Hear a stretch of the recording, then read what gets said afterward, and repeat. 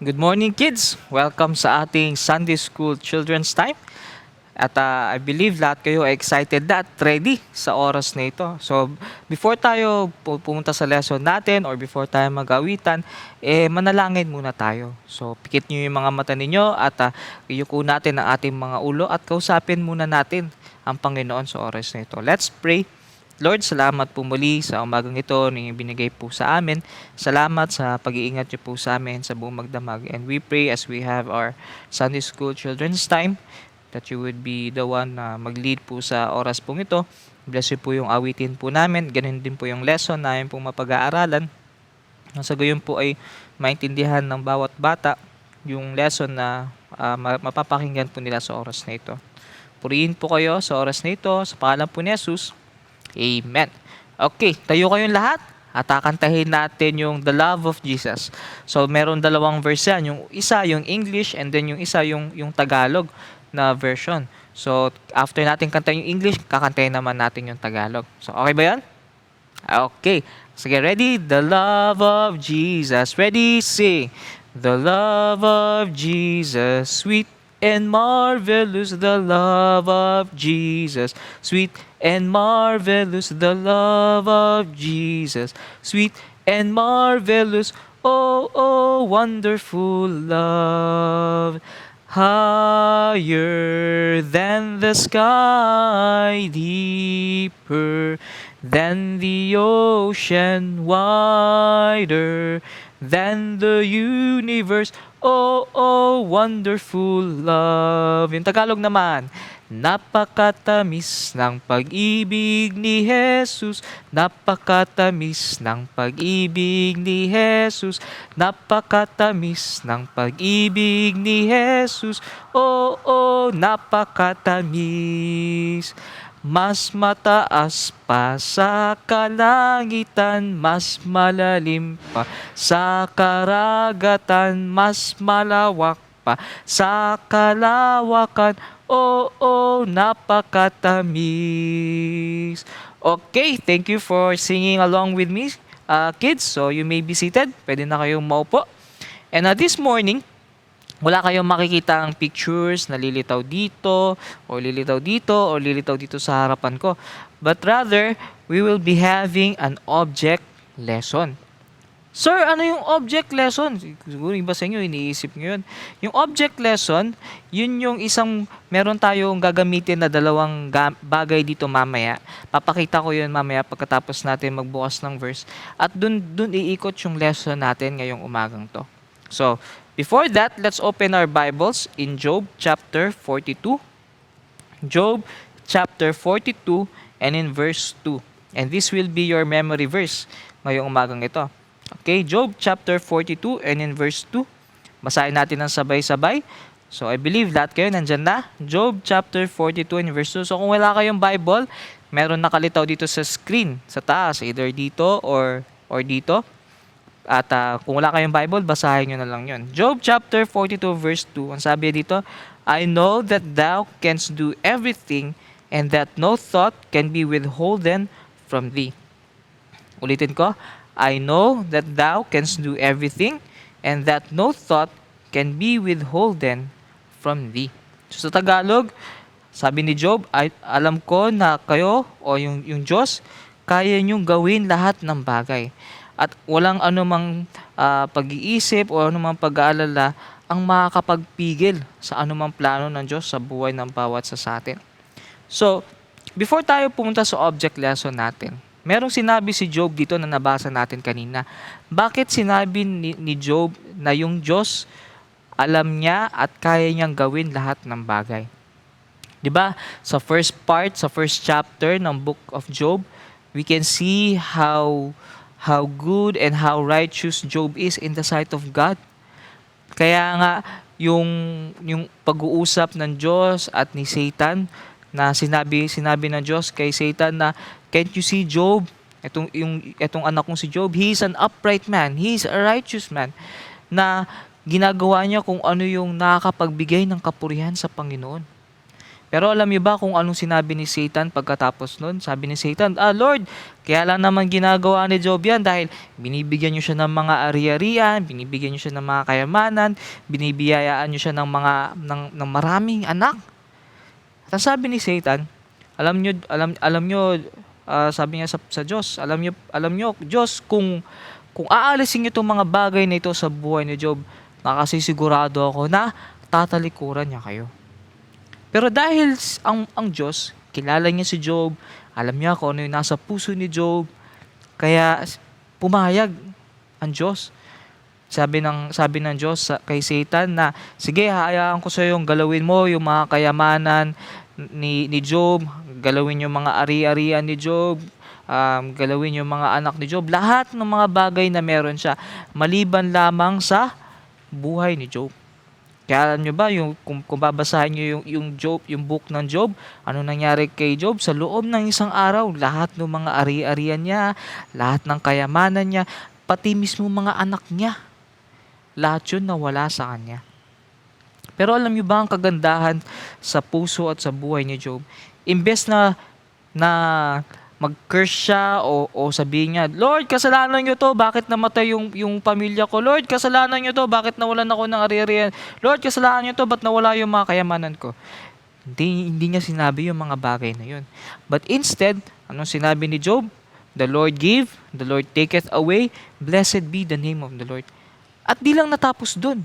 Pati yung kalusugan ni Job, hinayaan ng Diyos na nagalawin yun ni Satan, yung kalusugan niya. Kaya nagkaroon siya ng mga boils o yung mga bilog-bilog sa katawan at masakit yun mga bata, sobrang sakit. Pero alam niyo ba, never na lumabas sa bibig ni Job na pinagsisisihan niya na sinunod niya yung Diyos. Siguro noong mga panahon na yon, nasa isip ni Job, bakit kaya hinahayaan to ng Diyos? Ano kaya yung nasa isip ng Diyos? Bakit niya hinahayaan na mapagdaanan ko to? What was God thinking? Why do I have to go through all of these problems? Why do I have to go through all of these trials? Pero alam niyo ba, after ng lahat na napagdaanan ni Job, sinabi dito sa verse 42, I know that thou canst do everything.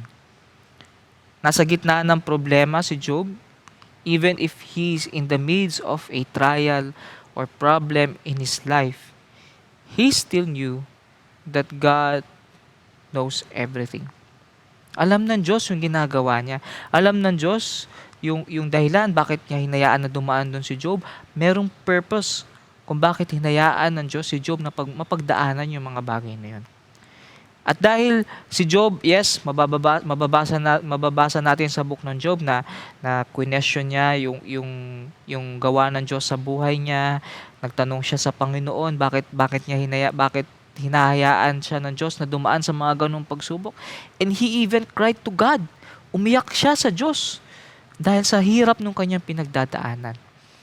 Pero kahit na nagawa niya yung mga bagay na yun, he still went through all those problems.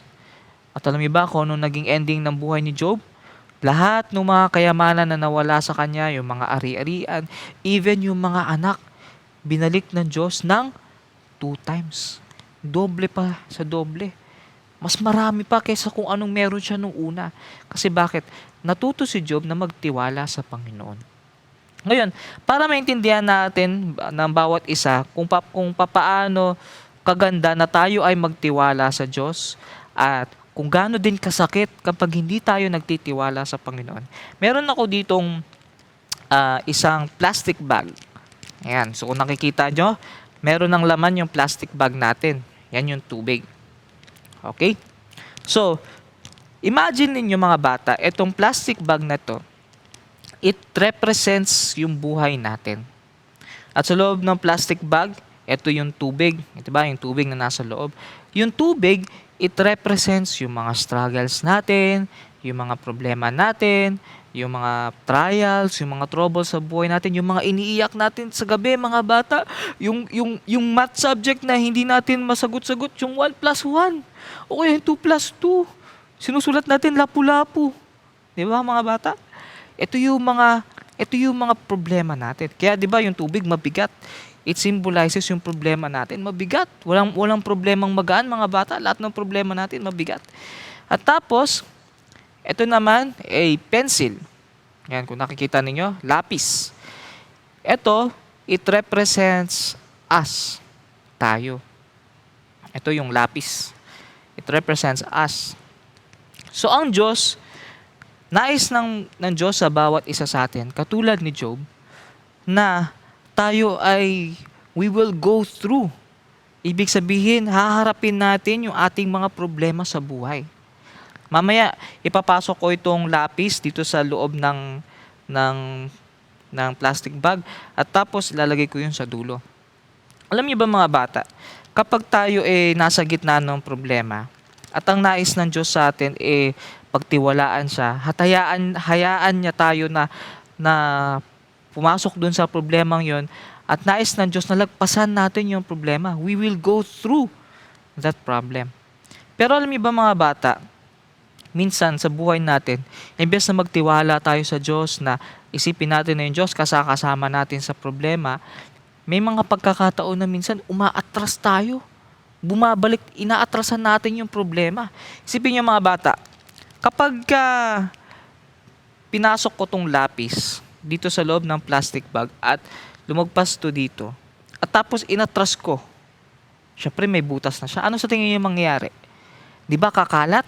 Tutulo yung tubig. Ganun din sa mga problema, mga bata. Kapag ang Diyos, nais niya sa atin na He wants us to go through the problem, nais ng Diyos na malagpasan natin yung problema at umatras tayo, mas lalong lumalala yung problema. Kasi bakit? Hindi natin hinahayaan na yung Diyos gawin niya kung ano yung plano niya. Hindi natin hinahayaan yung Diyos na gawin niya yung purpose niya dun sa problem na yun sa buhay ng bawat sa atin. Kaya tingnan ninyo, mga bata. Katulad ng lesson natin, God wants us to go through that problem dahil God is waiting on the other side. Dito sa kabila. He is on the other side. Katulad nung kay Job. Alam na ng Diyos kung ano yung magiging dulo ng buhay ni Job kapag hinayaan ni Job na sumunod siya sa problema na binibigay ng Diyos, sa trial na binibigay ng Diyos. Kapag patuloy na nagtitiwala si Job sa Panginoon, alam na agad ng Diyos kung ano nasa dulo. Katulad nito, may kita ninyo yun dito sa object lesson natin. Nakita natin dun sa dulo. Nandito na yung Diyos. Nasa kabilang side na siya. At sa kabilang side ng problema, nandun yung blessing ng Diyos, andun yung promise ng Diyos sa atin na hindi niya tayo pababayaan at iproprovide niya yung lahat ng pangangailangan natin. Pero what if, yan, sabihin natin nasa gitna tayo ng problema at umatras tayo. May kita nyo kung anong mangyari, mga bata? Ayan, no? Kumakalat yung problema, lalong lumalala. And the more na hindi natin hinahayaan yung Diyos na manguna sa buhay natin, our life will be a mess. Magiging miserable yung buhay natin, mga bata, kapag hindi tayo natutong magtiwala sa Kanya. Pero kapag tayo, mga bata, kukuha pa ako ulit ng isa pa. Pag tayo natuto tayo magtiwala sa Panginoon, kahit na anumang problema yan, kahit na anumang pagsubok yan, mga bata, ilang beses man tayo dumaan sa problema ng buhay natin, pero nagtitiwala pa rin tayo sa Panginoon, God will see to it that He is on the other side. At ano yung blessing doon, mga bata? Sa kabilang dulo ng buhay natin, sa kabilang dulo ng mga problema natin, ng mga pagsubok natin, nandun yung blessing ng Diyos na nag-aantay sa atin. So kids, ano yung verse natin? Ano sinabi ni Job? I know that thou canst do everything and that no thought can be withholden from thee. Pwede tayong ma-frustrate, pwede tayong mainis sa mga problema na pinagdadaanan natin. Pero yung Diyos, hindi siya na-frustrate sa mga problema natin. Hindi siya na-frustrate sa mga pagsubok na pinagdadaanan natin kasi alam na ng Diyos kung ano yung nasa dulo. And God wants each one of us to be like Job.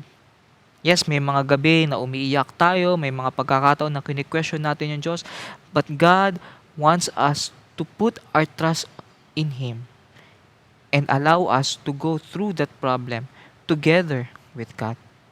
Nais ng Diyos na magpatuloy lang tayo. Harapin natin yung problema. Lagpasan natin yung problema dahil sa dulo nito, may kita natin kasama pala natin yung Diyos all along. At nandun siya sa kabilang side na nandun yung mga blessing at yung mga promises ng Diyos na nakasulat sa kanyang salita. So yun lang, yung lesson natin ngayong umaga mga bata, and I hope naging blessing sa inyo yung object lesson na pinag-aralan natin ngayon. At sa lahat na anumang pagdadaanan natin sa buhay mga bata, matuto tayong magtiwala sa Diyos. Dahil alam ng Diyos yung ginagawa niya at merong purpose yung Diyos, merong dahilan yung Diyos. Bakit natin napagdadaanan yung mga pagsubok, yung mga problema sa buhay natin. So, let's close in prayer. Pikit natin yung ating mga mata at tayo yung mag-close na. So let's pray. Lord, salamat po muli sa umagang ito na yung binigay po sa amin. Salamat sa lesson at sa buhay po ni Job na naging reminder po sa bawat sa po sa amin that even though we're going through a trial, we're going through a problem, Lord God, you want us to go through those problems. You want us to go through those trials. Because at the end of it, you are already on the other side. Nandun na po kayo, Lord, sa kabilang side ng aming po mga problema.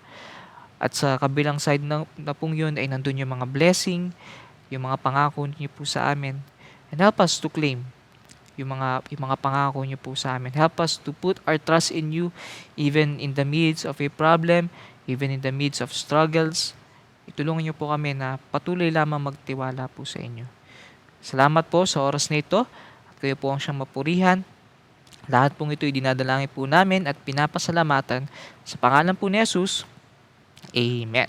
So thank you kids at see you ulit next Saturday. Abangan nyo yung susunod nating teacher. Who knows, baka object lesson din yung pag-aaralan natin, di ba? So meron kayong mga natututunan mga bata, pwede nyo try ito.